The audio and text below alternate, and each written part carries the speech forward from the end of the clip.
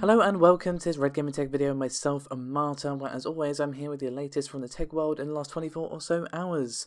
We have a fair bit for you today on this wonderful New Year's Eve, and we're going to kick things off with something regarding 8K. And no, I didn't just misspeak, I intended to say the phrase 8K.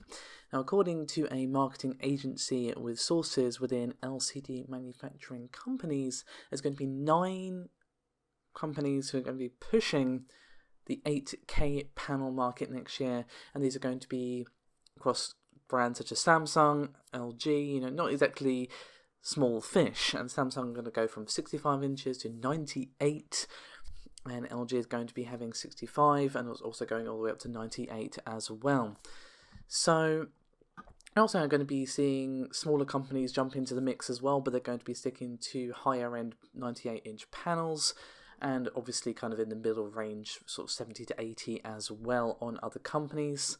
And basically what we are expecting to see here, at least according to these sources, that 8K will account for 10% of panels over 65 inches by 2020. Now further, according to these very same reports, we're going to be seeing the 8K TVs mostly come in LCD variants, and LG are pretty much going to be taking all the OLEDs to themselves, at least in 2019. But it's not going to be the LCD that we know now, or at least it's not going to be exactly the same. We're going to be seeing some advanced LCD tech in play, which basically has better dynamic range. Now, according to a report from DigiTimes, unsurprisingly, we're seeing some issues on the manufacturing side here, high production costs being one of them, as well as low yield rates, and obviously the availability of specific components as well, and undoubtedly the cost to produce these is already high, so unsurprisingly, who's going to end up eating the bill for all of this? It is of course going to be the early adopter, who does tend to end up paying for this sort of premium of having this tech as it's sort of burgeoning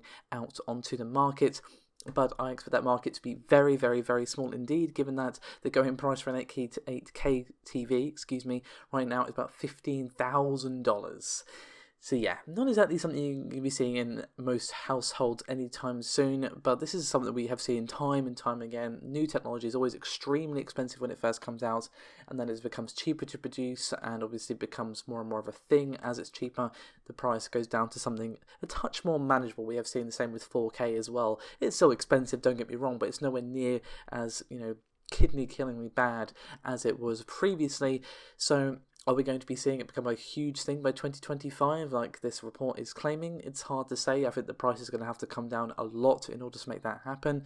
To be honest, I think a lot of people struggle to find a real use for their 4K TVs as it is, because, for example, my parents have a 4K TV. Do they actually use the 4K capabilities of it? Sometimes, sure, but they're also watching a lot of reruns of Top of the Pops from the 80s and 70s, which just look like pixels really on a 4K TV. So, and I think their sort of usage case is...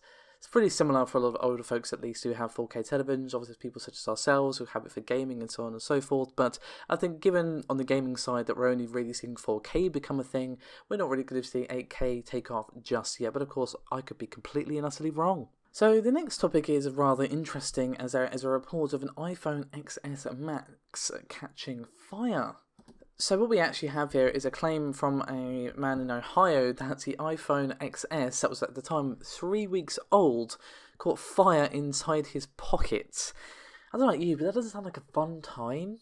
But apparently this is what's happened, and obviously bad skin, smoke, and a dead iPhone.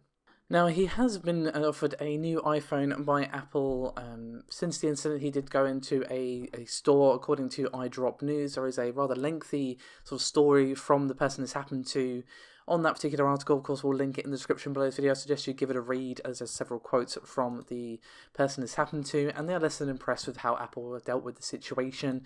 He went to an Apple store, didn't really receive all that great response to this, and again, while he has been offered a new phone, unsurprisingly, he's kind of wanting a bit more than that, given that, he literally was burned and several items of clothing were ruined, and understandably, I would say, he's now contemplating legal action.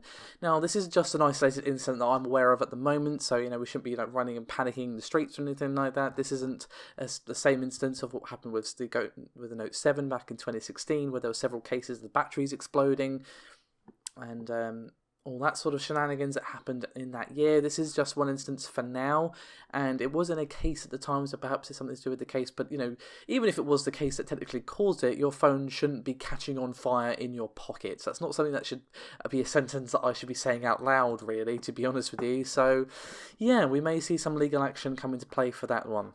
Now, the next thing on our itinerary today is actually regarding the Nintendo Switch. Now, it seems every time I talk about the Switch is to wax lyrical about how well it's doing, but it is just doing really, really well for itself, as we have now had a recent report saying that the Nintendo Switch sales have surpassed that of the PS4 in Japan after just 2 years on the market compared to the 4 of the PlayStation 4.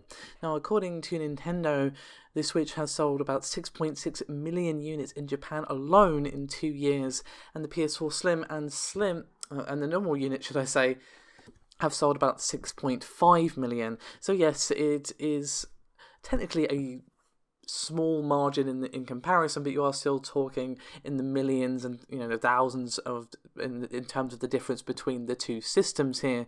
However, this is not including the Pro. That is very important to keep in mind. This is just the PS4 and the PS4 Slim. The Pro is not included here. So perhaps the inclusion of the Pro would switch it back into Sony's favour. It very well might. But even if you say that it did, you could still make an argument that the Switch is not far behind that of the PS4 after half the time on the Japanese market. Now, it's not exactly surprising. Numerous people, channels, news outlets, whatever, have talked a lot about how big mobile gaming is in Japan and how they like to sort of game on the go, whether it be on the phone, 3DS, or in this case, the Nintendo Switch. I would not be surprised to hear that a lot of the Switches sold in Japan were being used in their handheld mode, because obviously you can do either. And I will admit, I'm spending more time playing that on the handheld mode than the docked mode lately, just because it's kind of nice just to kind of chill and just have a small screen and chill in bed and that sort of thing. So yeah, even if you count the Pro, you can still make a strong argument, I think, for the Switch not being that far behind Sony here. But either way, it's doing really, really well for itself, and the absolutely amazing lineup of games has not exactly hurt it in that regard. So given how poorly the Wii U did, I think Nintendo definitely earned their sort of win here when it comes to how well the Switch is doing. But we have yet more console news for you today, as we have something regarding the Xbox and PS5. So what we have here is some comments from a fellow by the name of Marc-André Jutras, a veteran of both Ubisoft and Activision, whose name I probably just butchered, so do forgive me for that one. And they're currently developing a game by the name of Hellpoint. And they got talking with the website Gaming Bolt, and of course I'll link their article in the description below this video, about whether or not we're going to be seeing backwards compatibility with the new Xbox and of course the PS5 as well.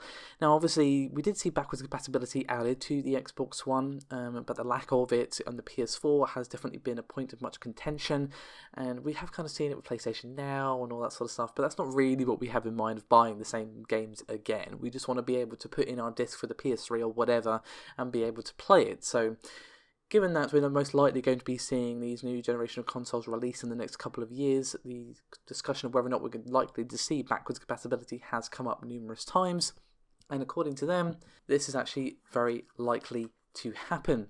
And they said, quotes, "The PlayStation, I think, will do it. I know, was it the Xbox 360 where they had a backwards compatibility list with the original Xbox? They had to approve the game title by title. I think that was weird. I hope it won't be like that. I prefer to have an emulator that run all the games the console has, maybe with small bugs and glitches, instead of saying I have 50 games in my library and I can only play 4 of them because the others aren't approved yet." Now, if the rumours regarding the specs of the PS5 and Xbox Scarlet are true, that we're going to be seeing them use an x86 architecture again, it is at least more possible to see backwards compatibility in terms of the technology behind it. I'm not really all that surprised in terms of the tech that we never saw PS4 backwards compatible with the PS3, because obviously the PS3 was notoriously harder to develop for as a console and has a very different way of working versus the PS4, which is very PC-like and much easier to develop for. So if we see the same architecture, or similar architecture at least, in the PS5, you can make a strong argument saying, look, there's no tech stopping you, or at least making your life harder when it comes to to the backwards compatibility, and the same could be said for the Xbox Scarlet as well. And of course, Phil Spencer himself has made comments recently, basically he stopped short of confirming backwards compatibility, but he did say that it does remain an important selling point for Xbox, and he said he's, quote, "I'm very proud of our track record of compatibility, and that's respecting the purchase of games you've made with us and bringing that to the current generation. It's in our core on who we are." So again, he stopped short of announcing backwards compatibility for the Xbox Scarlet, or whatever it ends up being called, but he was keen to say, look, it's likely to happen, basically. So given that they had that one definitely over Sony this generation, I'll be shocked to see the tables kind of turn a little bit. What we most likely will see is Microsoft continue it, and the question mark is really hanging over whether or not Sony will do it next generation. However, that is me done for this video. Thank you very much for watching.